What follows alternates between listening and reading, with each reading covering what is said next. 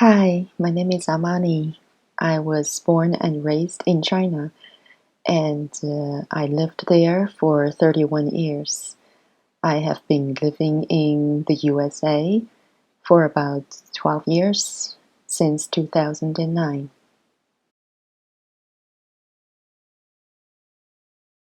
I was born a year after Mao died, so I never truly knew physical hunger, but I still grew up in primitive conditions and poverty that is almost unimaginable to most Americans here.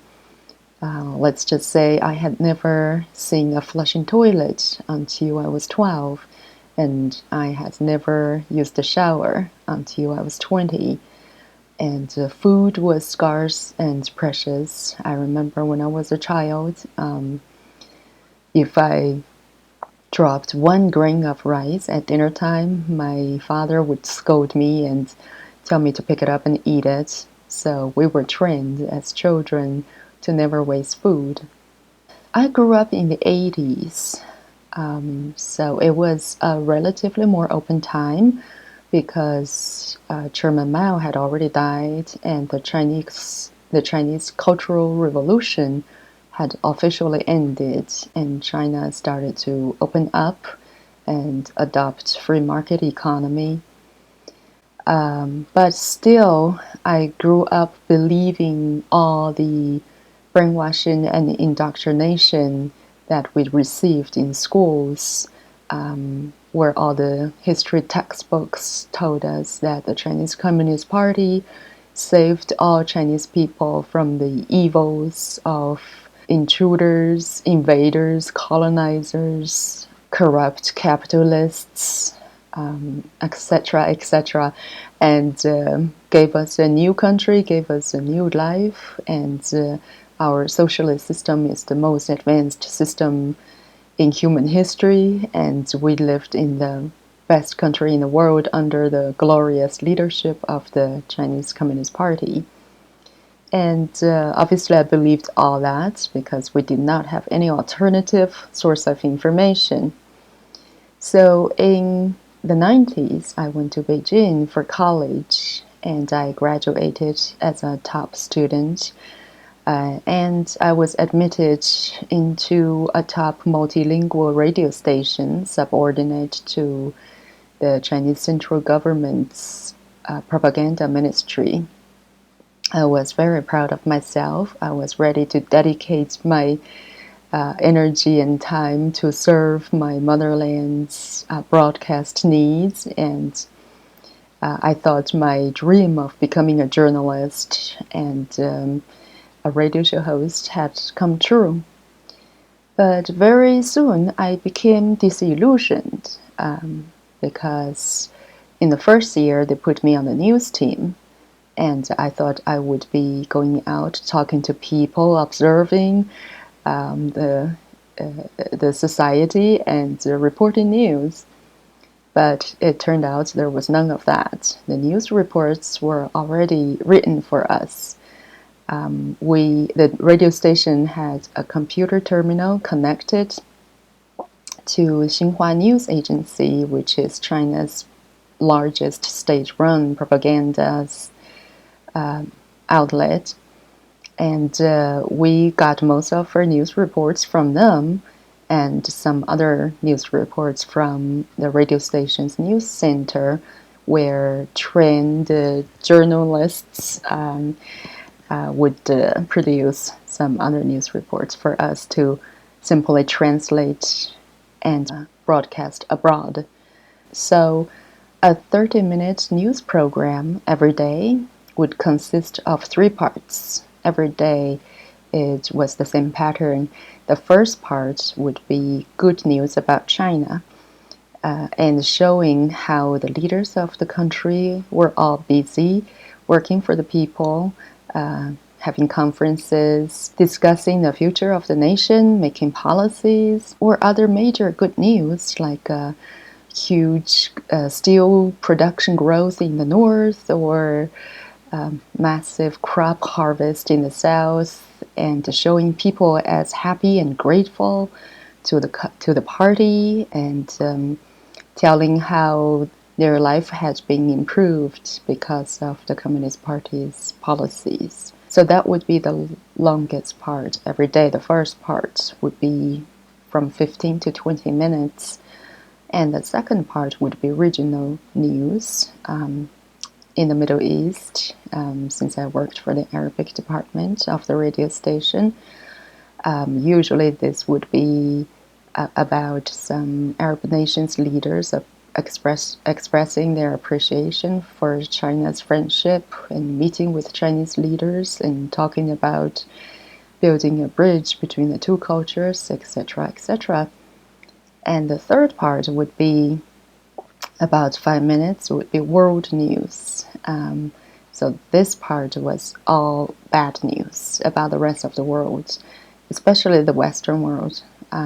Whenever there was a natural disaster, shootings in America, that would be in the third part. So that was the pattern every day. We could not deviate from that. So after about a year of that, I got extremely bored. And I started questioning, like, why were we trying so hard to paint a beautiful picture of China, trying to convince the world that we were doing great? Why was this news?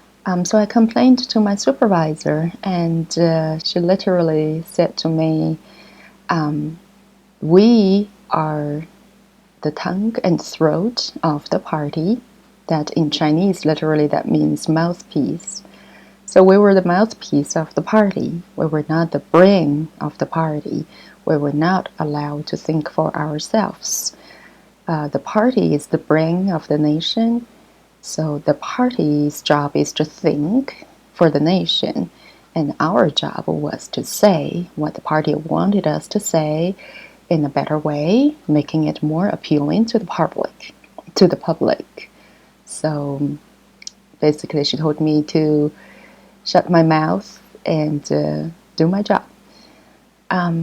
So after a year of that, I was extremely bored, and I asked to be switched to a program that focused on culture and music, and I was granted, and I was very happy.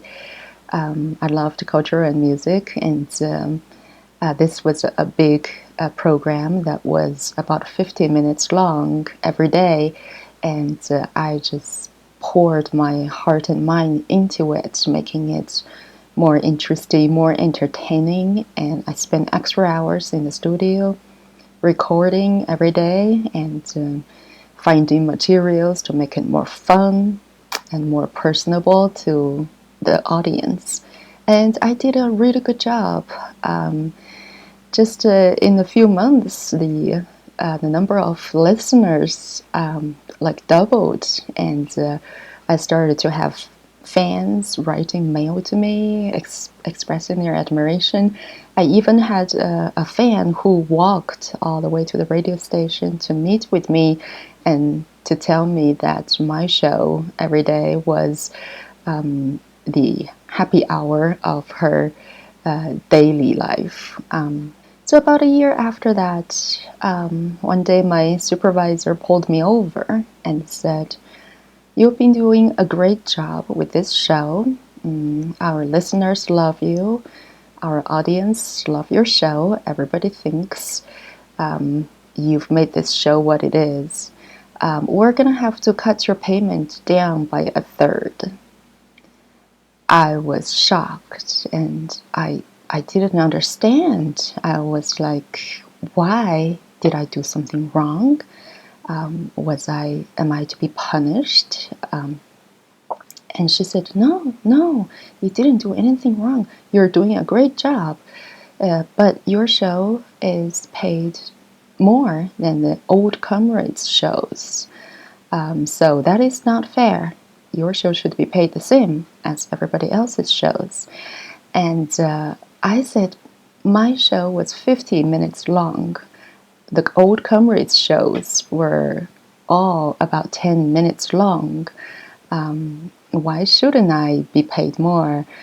And at the time, I was paid 5 yuan more per show than the old comrades shows. 5 yuan at the time, this was year 2001, 5 yuan was the equivalent of about 65 cents.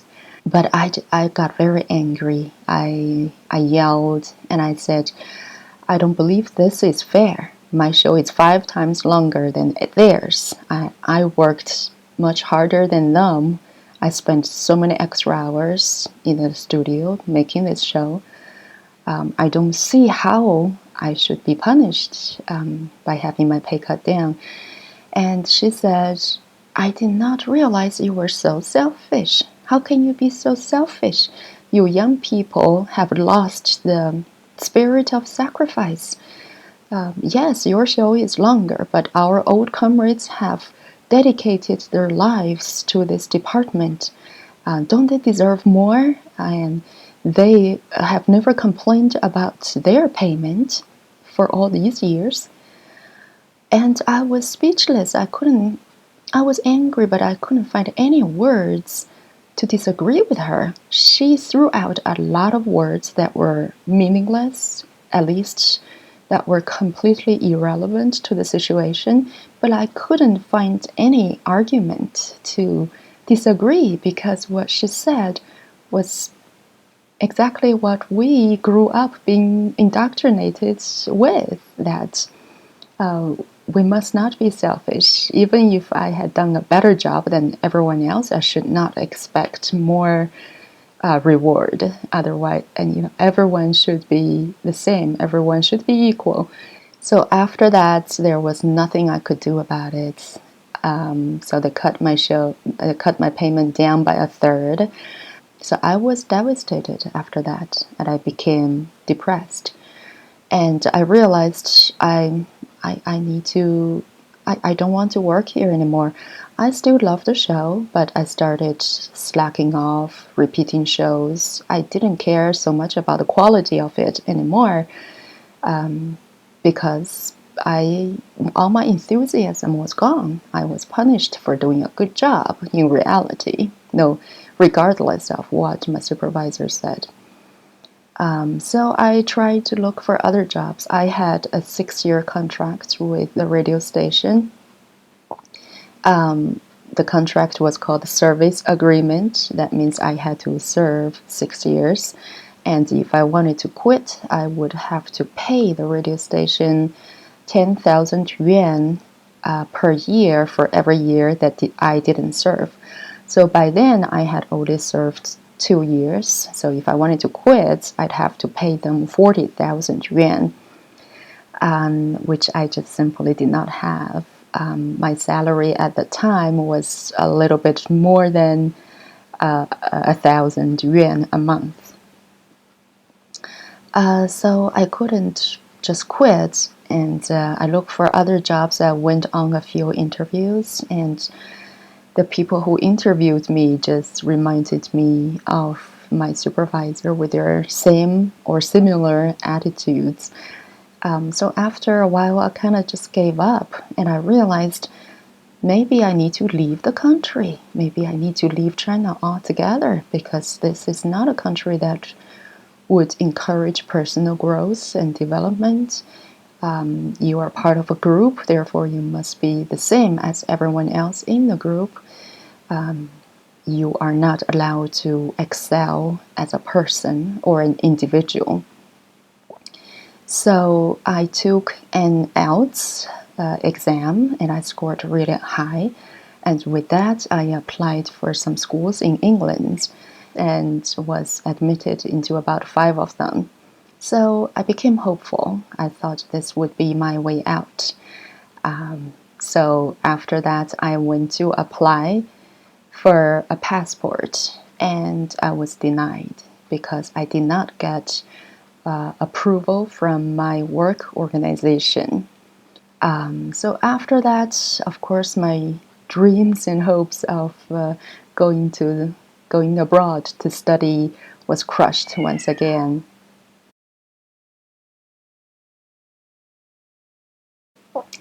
So after that, I became very depressed. even a little suicidal. I decided I would continue to live and I would continue to look for ways to leave China one day.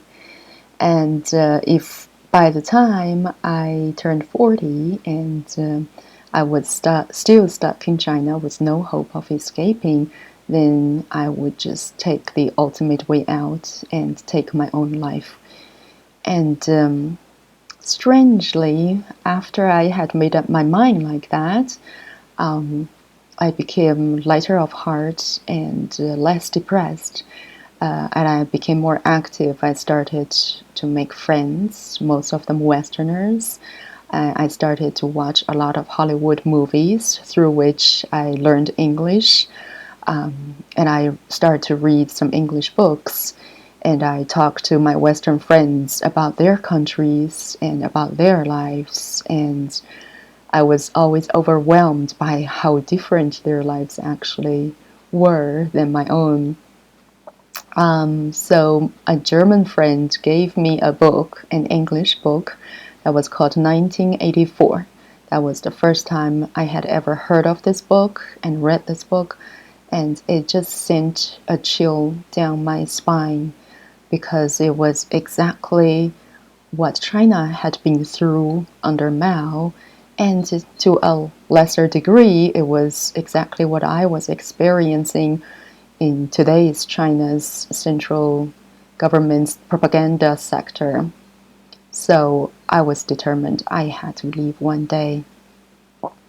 And in year 2005, due to the upcoming Beijing Olympics in 2008, the Chinese authorities decided they wanted to relax the policies a little bit for the citizens because of the pressure from the international community.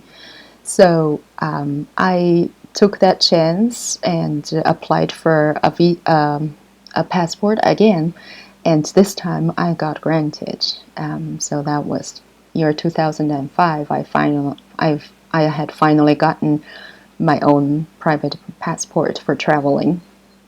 And that was when I just happened to meet my now American husband, and we hit it off immediately. And after 2 years, in 2007, we got married in secret. I was supposed to report it to my work organization, but I did not.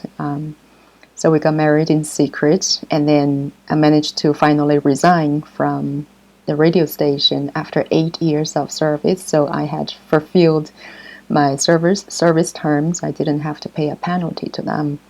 And in 2009, we finally came to the US.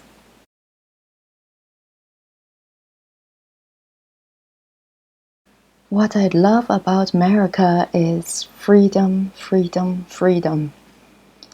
I always like to tell this story to people that I meet here, that the first week after we came to America, we went into a small shop, and there I saw a flyer promoting 法轮功, and I was stunned. I literally couldn't say a word when I saw that, because I'm sure well-informed people would know that Falun Gong is a religious group that is banned in China and labeled a cult.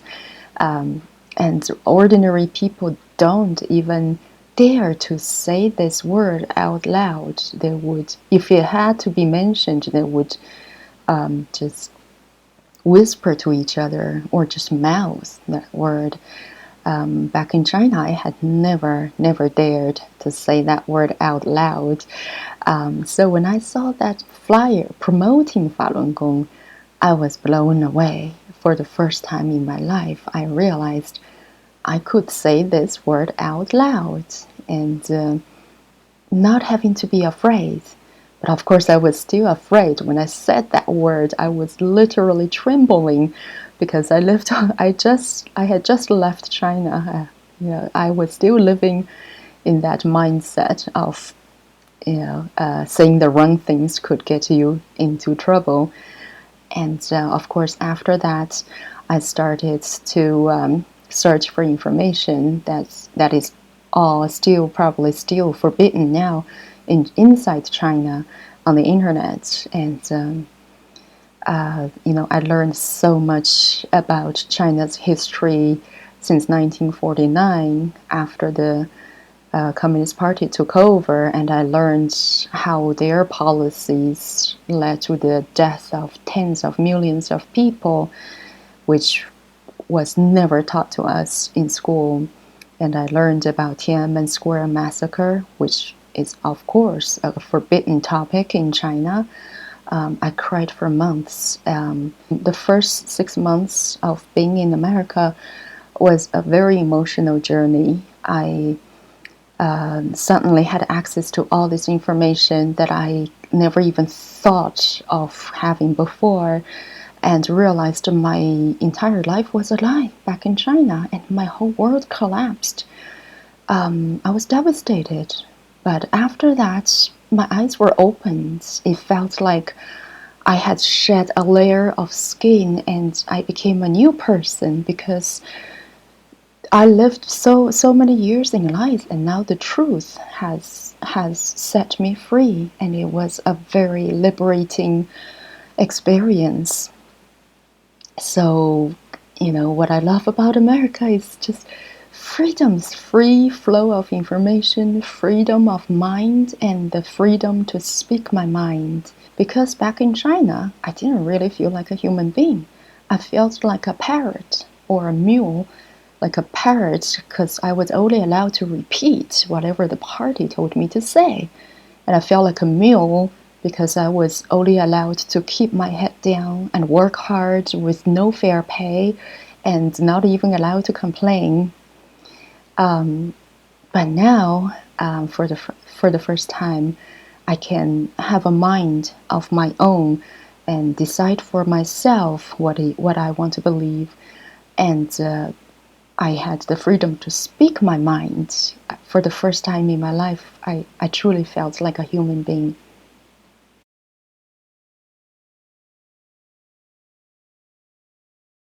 What I'm concerned about today's America is that culture and spirit of freedom seems to start to be slipping away from many people here. When I first came to America, I was still living in the mentality prison, so to speak, that I thought certain information should not be allowed.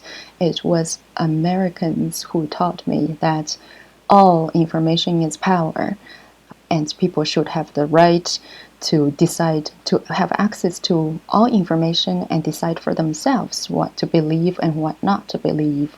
But especially in the last 20 months or so, I have seen a strange change here.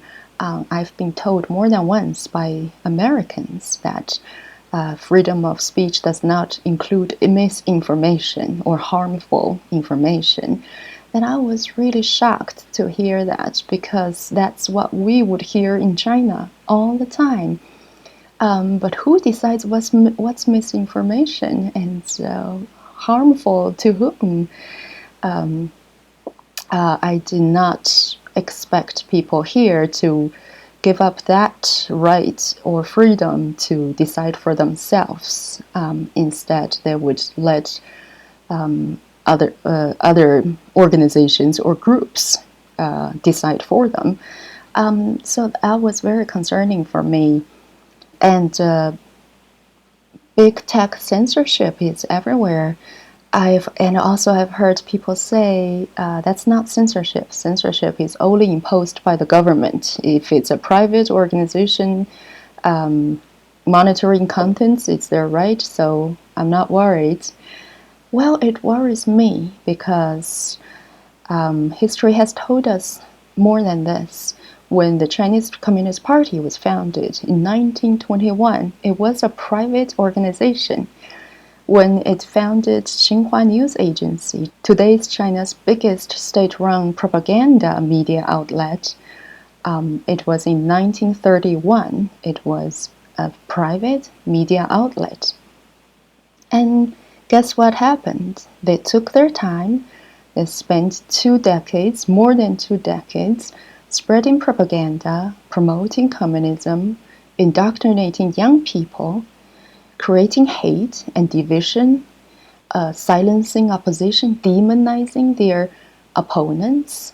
And 18 years later, in 1949, China was already a breeding ground for communism, or at least for the Communist Party to take over. So it did not happen overnight. Therefore, the culture and environment of free speech is more valuable than any laws that we have right now. And another thing that concerns me is that the big corporations, the media, the entertainment industry, the big sports leagues all seem to be adopting the same narrative. They were all espousing this equity thing as the core value of America instead of freedom. Equity is what happened to me back in the radio station. I was getting too good. I needed to be brought down and be the same as everyone else. People here say, especially young people, they think equity will mean they're going to take from the old and rich and give it to the young and poor. Maybe that would be the case for the first several months. And then what do you think is going to happen once the resources run out or products run out or the money run out? Who's going to be able to work and produce the most? It would be the young and the healthy and the able.